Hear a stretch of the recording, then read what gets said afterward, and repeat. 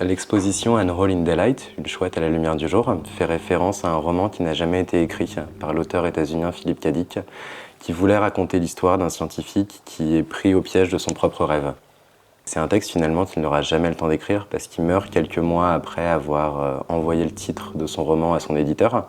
Et du coup, ça devient un espèce de grand objet à partir duquel on a voulu travailler sur cette question d'être pris au piège dans le rêve.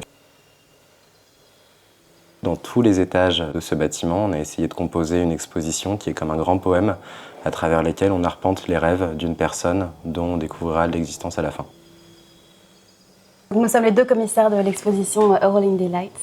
Moi, je suis Esther Denis, artiste plasticienne et scénographe. Et moi, je m'appelle Axel Fried, je suis commissaire d'exposition et critique d'art. Ici, on est au 7 bis, avenue Saint-Mandé à Paris, dans le 12e. C'est aussi les anciens studios de production de Jacques Tati. Et aujourd'hui, c'est devenu une sorte de bâtiment un peu étrange, fragmenté. Il y a aussi une salle de théâtre, l'atelier de Macha Makaev dans lequel on est actuellement. Et l'exposition se déroule entre ces espaces qui sont très différents et qui du coup amènent des perspectives particulières dans la manière dont on voulait que le visiteur suive cette exposition.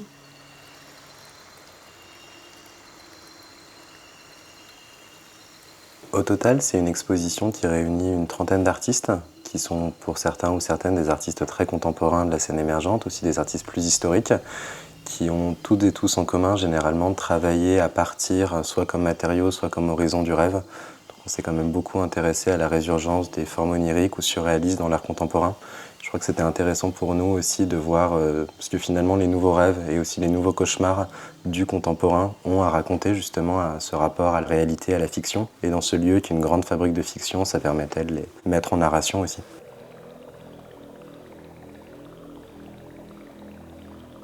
En fait, les visiteurs et les visiteuses, quand ils se baladent dans l'exposition, tout du long sont guidés par des fragments d'un poème qu'il s'agira de retrouver, comme si les fragments d'un livre s'étaient dispersés dans les différentes pages, et qui racontent l'histoire d'un rêve, qui sont plein de rêves enchâssés finalement, de salle en salle, et on avance de songe en songe jusqu'à une espèce de grand rêveur final qu'on découvre plutôt à la fin de l'exposition. Donc il y a ce travail d'écriture poétique qui vient, sans essayer de parler directement des œuvres, mais en tout cas permettre aux œuvres d'exister dans une sorte de métanarration. Et comme le lieu est très chargé, on a essayé de se frayer un peu un chemin là-dedans et du coup de disposer des œuvres à des endroits un peu comme des secrets, en tout cas des surprises sur le chemin du visiteur. Et on s'est aussi beaucoup servi des éléments qu'il y avait déjà dans le lieu et donc d'investir un piano ancien, des très vieilles armoires ou ici de se glisser un peu dans l'atelier entre toutes les taxidermies.